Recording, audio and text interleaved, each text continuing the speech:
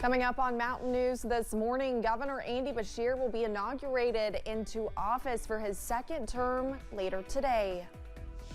And Kentucky is back to the drawing board when it comes to school choice after a judge ruled House Bill 9 unconstitutional. Dedicated to Eastern and Southern Kentucky, this is WYMT Mountain News this morning. Good morning, I'm Olivia Calfee. We're coming up on 5 a.m. on Tuesday, December 12th. Now let's check in with First Alert meteorologist Shane Smith for a look at your forecast this morning. And Shane, you said yesterday it was going to be chilly, and I felt it yesterday. So I'm looking forward to a possible, maybe a little bit of a warm up today. We'll be a little bit warmer today, Olivia. We're going to see those temperatures climb up into the 50s. Okay, well, I'll take it. So a little bit warmer. Oh, yeah. All right. Let's take a look at what's going on right now out there. Here's a look at the satellite and radar picture, and you can see we are nice and dry across the region. We've got clear skies going on. High pressure continues to dominate our weather, and it's going to continue to keep us nice and dry for the next several days. Here's a look over at UVA Wise's campus. You can see clear and dry there. We head down the road just a little bit, and you are going to see that we've got clear skies also over at Moorhead on I-64. And as we take a look at the London Corbin Airport, it is mostly dry there right now. Temperatures into the 20s area-wide. 30 right now, Jackson, a little bit warmer there. 25 Hazard, 23 Manchester, 24 London, 26 Harlan, 19 down in Jonesville, 18 in Clintwood. Bundle up for my friends down in Virginia this morning. That wind chill is on the chilly side.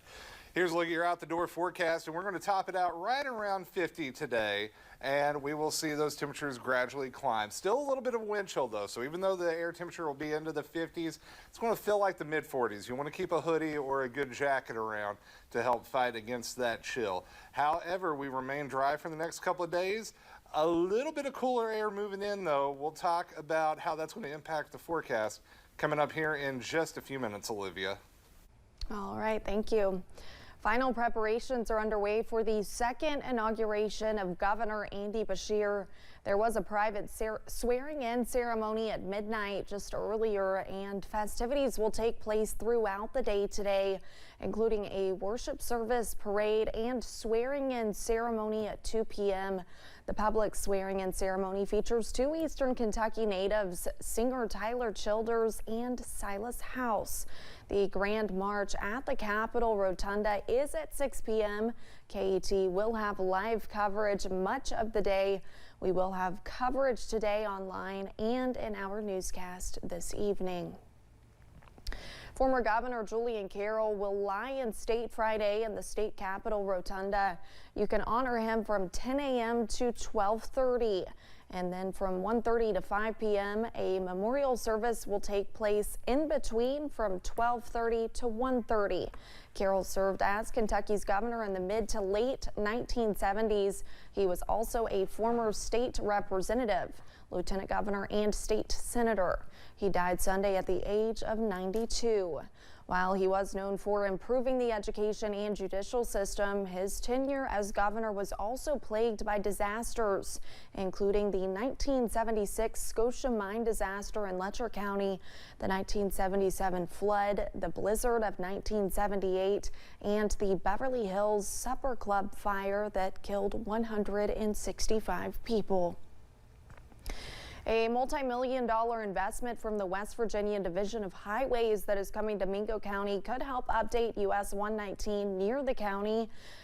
Adriana Doria was in Mingo County yesterday and has the details of this paving project that has many drivers in the area excited for the future. For many drivers, traveling along US 119 near Mingo County has been a rough road. Potholes. Lots and lots of potholes. An almost $14 million investment funded by the West Virginia Division of Highways to repave all 4 lanes of Corridor G from Myrtle to the Logan County line. The project making up about 7 miles of road. Robert Price drives through 119 frequently and says it's a welcomed investment for the area. It really needs it, honestly. It's falling apart and everything else. works. It needs some love. In a statement to WSAZ, DOH says in addition to paving, quote, crews will also replace pipes, guardrail, reestablish pavement markings, and add drainage to US 119. Traffic will be maintained in one lane in each direction at all times. It's a change that Chris Younger says is much needed for the community. Anything that helps improve the community and the picture people have of this area, to me, is well worth it. I don't care what the cost is. DOH says this project is expected to begin this spring and end in the fall of 2024, all with weather permitting. But Younger is just excited for the community and to see this project all complete. I think it's well worth it. I think the people in this area deserve, to get a little bit flowing this direction. Adriana Doria, WSAZ News Channel 3, Mingo County.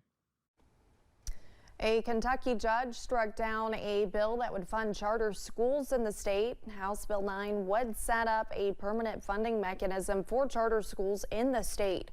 A judge ruling against the legislation yesterday said it violated the state constitution. The bill was passed during the 2022 legislative session and vetoed by Governor Beshear.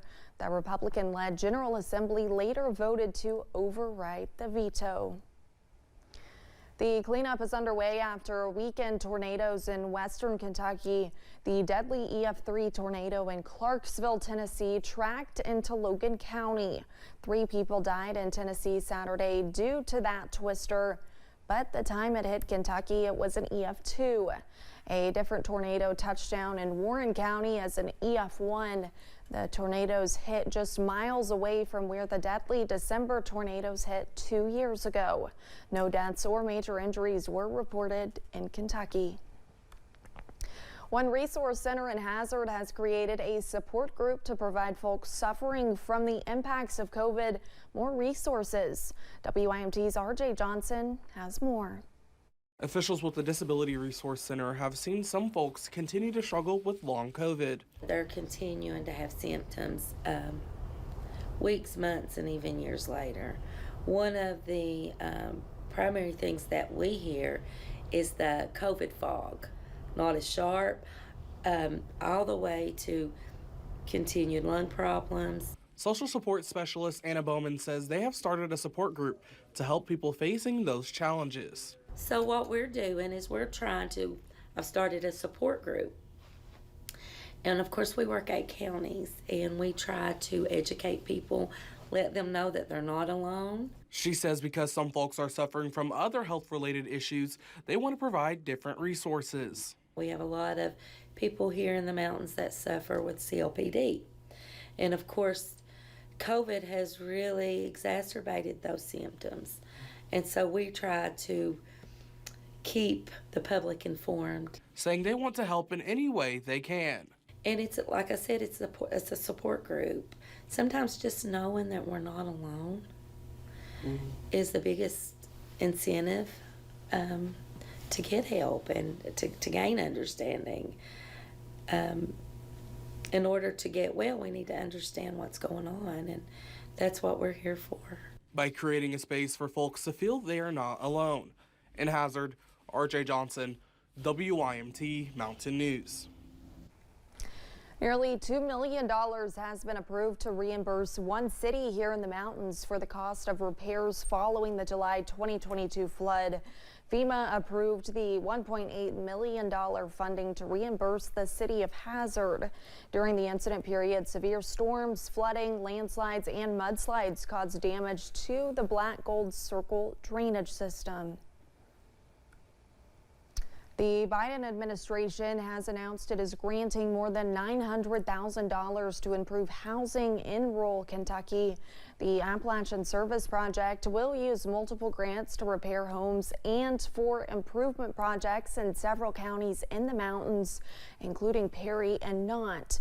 Kentucky Habitat for Humanity will use a grant to do similar things in counties such as Wolf and Morgan. One Southern Kentucky Police Department has approved a furry friend to its roster. The Corbin Police Department welcomed their newest member to the team, Canine Dolly. The police department says Dolly came from the Jefferson Working Dog Project, which is located in Oregon. The department even joked Dolly will not be working from 9 to 5. It will be more like 11 p.m. to 7 a.m. Thanks for getting your day started with us here on Mountain News this morning. Coming up, Google released its annual year-end search results showing what was trending all year long. And our temperature is trending up at least a little bit today. We'll talk about a slightly warmer forecast coming up on the other side of the break.